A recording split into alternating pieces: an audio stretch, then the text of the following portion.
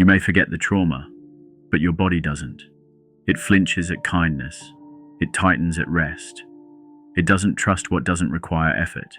So when things begin to feel safe, you panic. When love feels real, you sabotage. When the noise dies down, you reach for the chaos because peace feels like suffocation. That's not sabotage. That's a nervous system still tuned to the key of survival. Healing is not just crying and journaling. It's sitting with the part of you that still believes joy is a setup.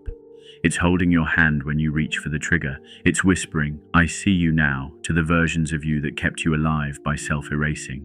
This is the violence of healing, not because you're being hurt, but because you're being asked to stay when everything in you was trained to run. You don't remember the first time you were torn. Not fully, because it didn't look like violence. It looked like being too much. It looked like silence after your truth. It looked like being loved, conditionally.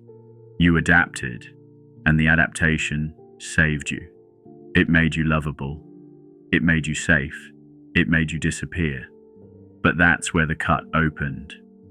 When you first learned that being seen was something to survive, you didn't call it trauma.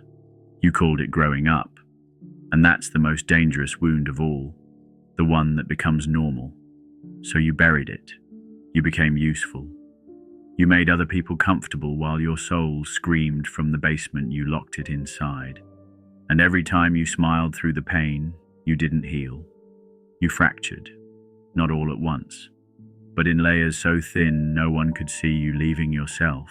They tell you healing is peace, a return to calm, a gentle unfurling, but they forget to mention the earthquake. They forget to say that healing is demolition, it's rage, it's the sound your life makes when the performance ends. Healing doesn't whisper, it screams. It breaks bones you didn't know you still had. It reopens the mouth of the child you shut down to survive. It brings you back to the rooms you swore you'd never revisit, not to torture you, but to remind you that you never left whole. You don't meditate through this part. You scream into pillows. You stare at ceilings. You wonder if you're going backwards. But you're not. You're regrowing. And growth sounds a lot like grief when it's real. You built a self they could love.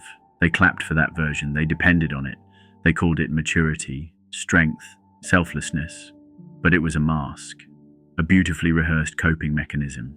And healing asks you to let it die, to let the mask fall even when you fear they'll leave once they see your real face. And sometimes they do leave, because the real you is not convenient. It says no. It takes up space. It doesn't apologize for being too much anymore. So yes, healing is violent, because it costs you the roles you mastered, the rooms that welcomed your silence, the systems that rewarded your suppression, but it also gives you something else. Yourself.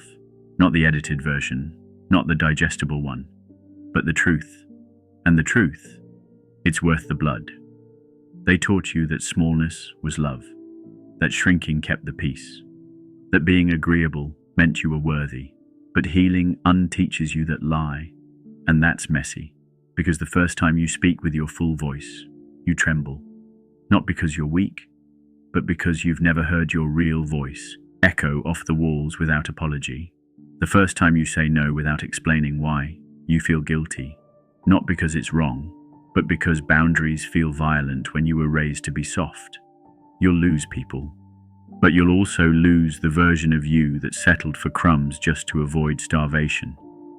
And one day, you won't tremble. You'll roar. Not at them, but at the system inside you that ever convinced you your soul had to earn its right to breathe. Healing breaks your heart, not just because of what you endured, but because of what you tolerated in the name of love. You grieve the years you performed, the masks you wore, the rooms you paid to stay in with your self-worth. You grieve the friendships built on your ability to self-abandon, the lovers who only loved your silence, the family that mistook compliance for affection.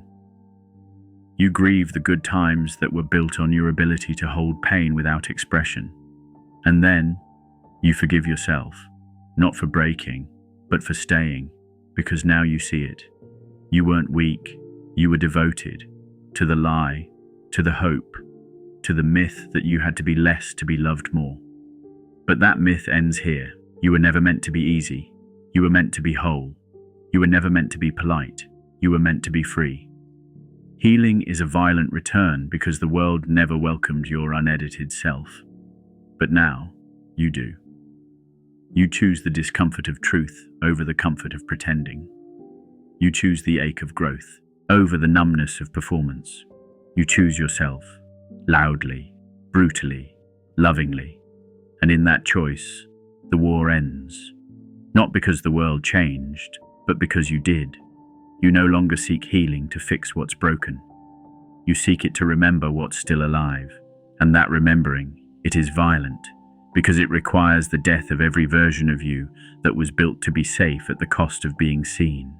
But in that death, you return to the body, to the breath, to the voice, to the self, to the sanctuary you never had, but now become. You don't just heal, you resurrect. And resurrection is never clean. It's sacred, it's ugly, it's a scream turned prayer mid-air, it's fire, not light. It burns before it illuminates. It destroys before it delivers. It's not for the faint, but you were never faint. You were only quiet, and now you remember.